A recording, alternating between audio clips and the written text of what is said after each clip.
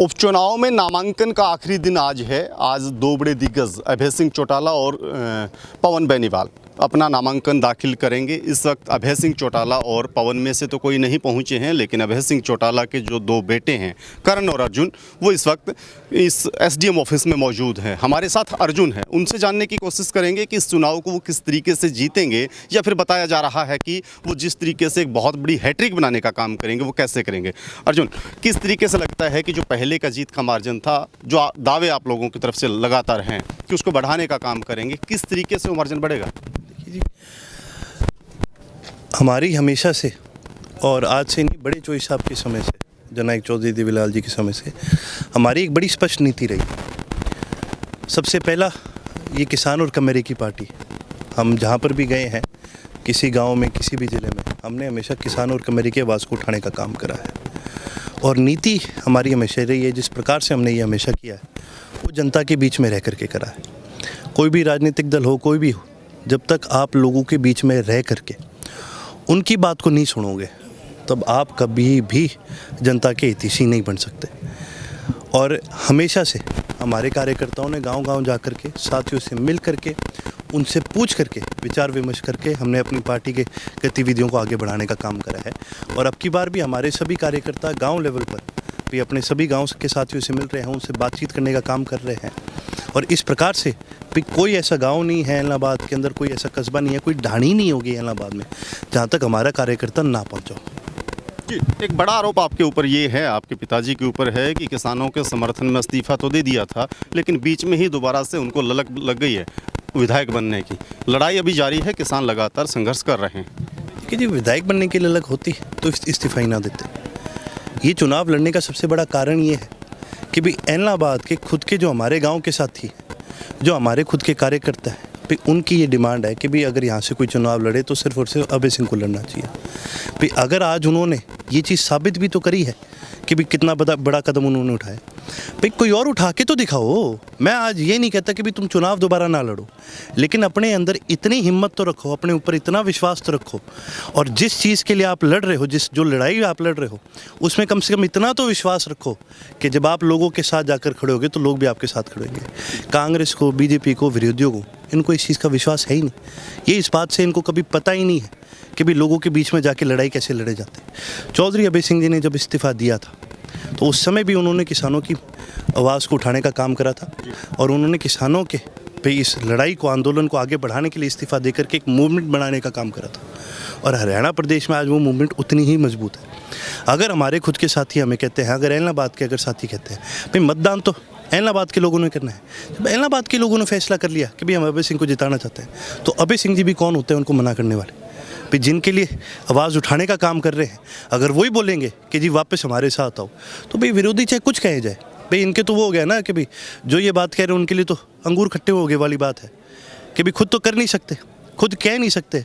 हाँ, कौन कह रहा है, भी कौन कह रहा है अभय सिंह, चल फिर अभी अभय सिंह के खिलाफ हम बोलना शुरू कर देंगे। जो ये बात कहते हैं कि भाई चुनाव ही नहीं होने चाहिए, जो बात कहते हैं भाई इनेलो को चुनाव नहीं लड़ना चाहिए, आप बीजेपी को रोक दोगे चुनाव लड़ने से? भारतीय जनता पार्टी को, सरकार को आप चुनाव लड़ने से रोक दोगे?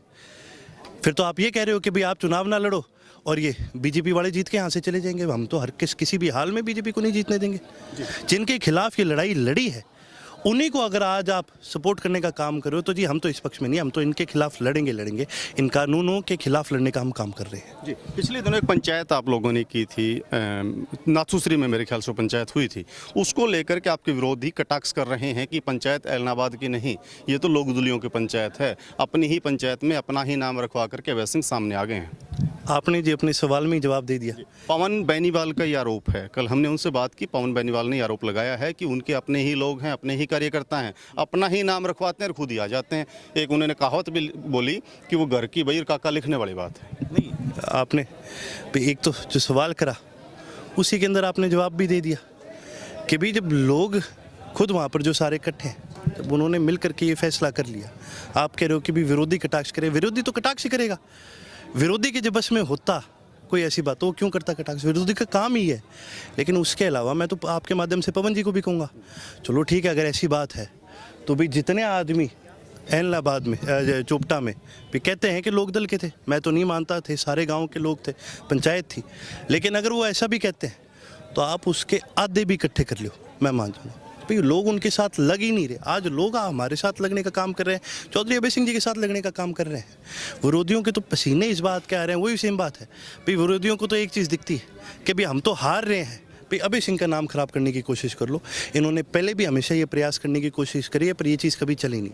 ये आगे भी प्रयास करेंगे, 100 चीज़ें बोलेंगे, लेकिन विरोधी क्या कह रहे हैं जी, उससे हमने कभी जनता के बीच में इस कारण से भी हमने तो कभी अपनी नीति नहीं बदली। जैसे कि मैंने आपको पहले बताया, हमारी नीति हमेशा लोगों के बीच में रहने की है। विरोधी का काम है बोलते रहेंगे, बोलने दो। जी, एक आखिरी सवाल मेरा, सिरसा जिला आप लोगों का है, दुष्यंत भी आपका ही अपना था जिन्होंने अलग पार्टी बना ली है, चलो आज की डेट में वो सत्ता में भागीदार हैं। ना ही तो बड़ौदा में वो अपना उम्मीदवार उतार पाए और ना ही एलनाबाद में। क्या लगता है कि वो डर था या फिर उनको मौका बीजेपी ने नहीं दिया है, क्या मानते हैं? देखिए जी, बीजेपी वाले तो ढूंढ रहे थे कि भी कोई और लड़ लो, तभी तो इन्होंने गोविंद कांडा को भी बाहर से दूसरी पार्टी से शामिल करा के टिकट देने का काम करा है। चाहते तो ये बीजेपी वाले भी लड़ सकते थे, लेकिन इनको भी पता है कि भी जितना लोग बीजेपी से खफा है, उससे कई गुना ज़्यादा तुम्हारे से खफा है। क्योंकि सबसे बड़ी चीज़ है, जिन लोगों ने इनको वोट दिया बीजेपी के खिलाफ था, और ये उन्हीं की गोद में जाकर के इन्होंने बैठने का काम करा है। भाई जो मतदाता होता है, एक भरोसा आप उसके साथ जब बनाते हो, तभी वो आपके साथ जुड़ता है। आज के दिन सबसे बड़ी चीज़ है, भाई आप अपोजिशन में आ जाओ, नहीं काम करा सकते, फिर जाहिर सी बात है जो सरकार काम करा सकते हो अपोजिशन में कोई नहीं करा सकता, लेकिन एक मतदाता के साथ एक भरोसा तो बना के रख सकते हो। इन्होंने उस भरोसे को ख़त्म करने का काम कर दिया, और सबसे बड़ी गद्दारी तो इन्होंने हमारे प्रदेश के युवा के साथ करी है। मैंने खुद देखा है जी, हज़ारों युवा इनके साथ लगे थे इस उम्मीद से कि भी कुछ अच्छा करेंगे। आज वो सब युवा जब मेरे को मिला करते हैं तो उनके मन में इतना दुख होता है इस बात का, क्योंकि उनको एक बहुत बड़ा धोखा लगा है, और इस चीज़ की वजह से आज ये कहीं पर भी मुंह दिखाने लायक नहीं है। आज जेजेपी का कोई भी नेता भाई किसी सभा में चले जाए, किसी गांव में चले जाए, उसको वहाँ देखकर कोई राजी नहीं है। इनका हर जगह विरोध है। जी, बहुत बहुत शुक्रिया सर आपका। तो ये इनेलो के युवा नेता हैं, अर्जुन चौटाला थे, नॉमिनेशन के लिए यहाँ पहुँचे हैं। अभय सिंह चौटाला कुछ ही देर में पहुँचेंगे, और उन्होंने जिस तरीके से राजनीतिक परिप्रेक्ष्य के ऊपर बोला है, इनका दावा है कि अभय सिंह चौटाला पहले से ज़्यादा रिकॉर्ड मतों से जीतने का काम करेंगे। हालांकि फैसला एलनाबाद हल्के के मतदाता करेंगे, वो जनता करेगी कि किस के सिर पे वो ताज रखते हैं और किस संख्या बल के साथ रखते हैं। लगातार जुड़े रहें हमारे साथ। मैं रुद्रा राज कुंडू, एलनाबाद।